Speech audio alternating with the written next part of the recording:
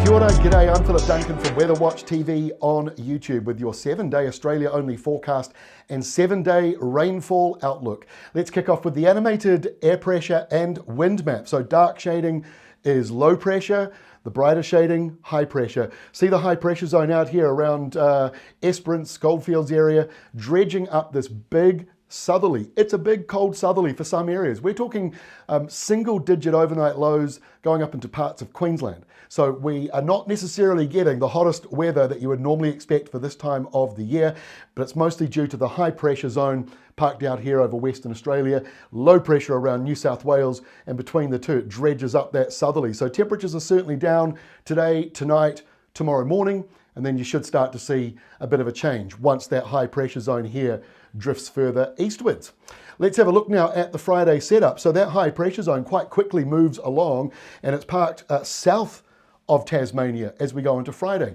Now in our New Zealand video that I just recorded before this one, I was talking about the same thing. High pressure zones around Australia and New Zealand, they are dropping southwards. What does that mean? It means more low pressure is now on the weather maps. We're seeing it here north of New Zealand, seeing it here off the coast of Brisbane and New South Wales, more low pressure up here around the tropics and further out over the Indian Ocean as well. There's also a low pressure zone here down around Esperance, between there and sort of heading over towards Albany.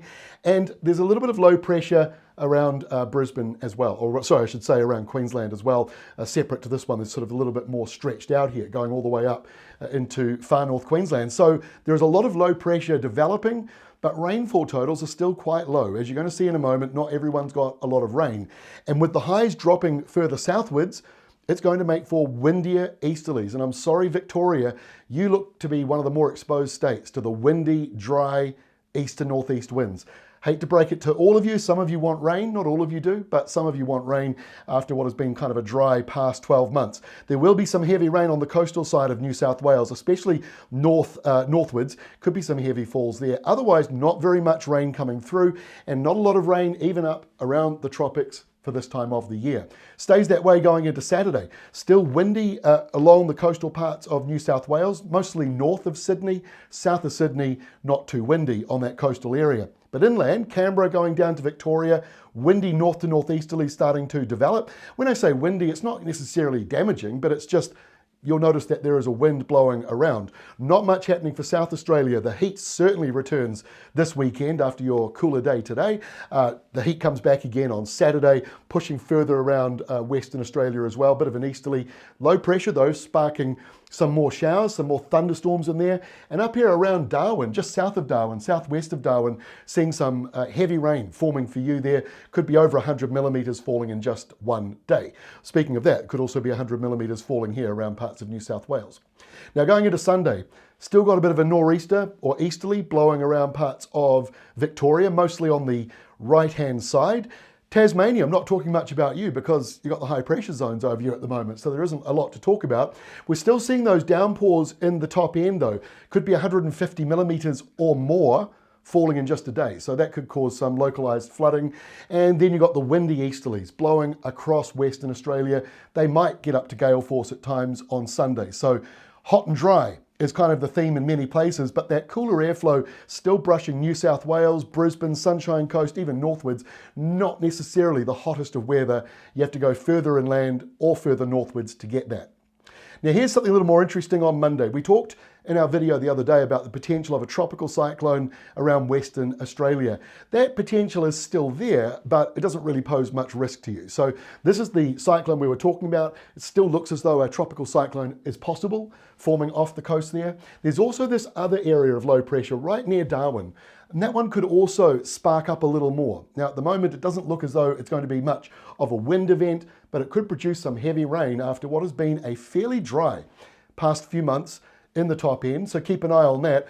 The far north Queensland doesn't have to worry about that so much, only just your usual kind of showers around for you. And it's a windy, dry easterly blowing all the way along the southern part of Australia. And again, Tasmania, not much to talk about. And again on Tuesday of next week, Tassie, it's all pretty quiet down there for you. So windy weather here on Tuesday, blowing across Victoria, blowing into South Australia as well. So Adelaide and Melbourne both sort of in that, although Melbourne not so much, but it's certainly going to be a bit windy here and there, blowing across then over to Western Australia where it's still obviously hotter. We've got a wee bit of instability around Queensland, producing a few thunderstorms, a few showers. Not much though going on. And up around Darwin, most of that rain is falling further offshore for you. And by Wednesday of next week, still got some wet weather around the top here. Not very much. It's really quite dry. I think it's surprisingly dry for the top of Australia, but please let me know if you think, no, this is normal for where you live, but let me know if you think it's drier than usual around the top part of Australia. Certainly we're not seeing any major rain events coming in and hanging around. Not yet, anyway. Still got the windy stuff down here from Canberra down to Victoria. Windy, strong, maybe gale force winds at times, especially around the mountains and ranges. And a small area of low pressure forming in that southern part of Western Australia may produce a little bit of wet weather. It won't be much. And then a windy sort of setup blowing further up the coastline there as well. So windy conditions sort of carrying on, but it's still very dry. I haven't spoken much about sort of central coastal parts of Western Australia for a couple of months now because most of the thunderstorms have been inland from you and most of the rain has as well. So you've been kind of in this bubble of dry, which is not unusual, but that's the reason why I'm not talking about that area quite as much. And our final map for Thursday shows kind of how messy the weather pattern is all around Australia. It is not just, sometimes you sort of end up with a whole lot of lows in one area, high pressure in one area, but this is kind of messy. There's a lot of variety in this. And that means certainly for the southern half of Australia, it kind of feels spring-like. I mean, I don't necessarily mean that with the temperatures for everybody, but the fact that it's windy some days, and then it's a southerly, and then it's a northerly, and then you get some showers, that's pretty changeable stuff. We're getting the same over in New Zealand as well. And further northwards, it seems remarkably quiet and dry, to me anyway, at this stage. Similar story around the tropics, not a lot of energy there. There should be some rain for both Lord Howe Island and Norfolk Island in the week ahead. So let's try and make sense of that. Here is the 7-day rainfall animation. Let's kick it off here. And you'll see not a lot of rain falling around the place, but these parts of New South Wales and the coast here, Newcastle northwards, could be some heavy falls. It's a very small zone, but you've got that chance of 100 to 200 millimetres forming in that one area. Fades out by the time you get to Brisbane, where you're only getting maybe 30 or 40 millimetres in the next week.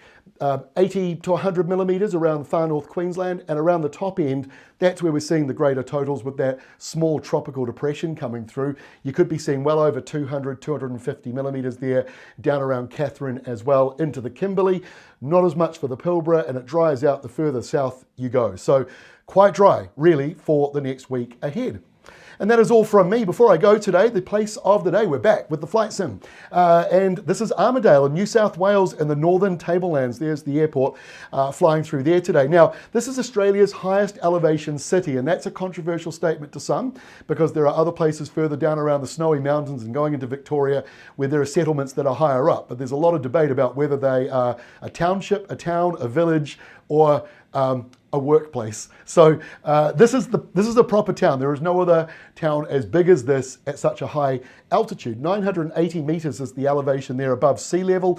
Nowhere in New Zealand has a town that high above sea level. Our highest town's about 300 meters above sea level. So this is really high up and explains why your overnight lows are down to 6 at times, and then in the next couple of nights ahead, 16 degrees today with that cold southerly coming through, but the heat, it is coming back soon. Sorry, it's moving around a bit there. I think I got a little too carried away moving the mouse around. Anyway, that is all from me for today. It's good to be back again this week. Thanks for all the great comments on YouTube. Really appreciate them. And we'll see you again next week on Monday, back to the usual kind of programming, although we do have some holiday weekends coming up in New Zealand soon, so our programming is going to be a bit messy for the next month or so ahead. That's all from me. Have a good weekend. We'll catch you on Monday.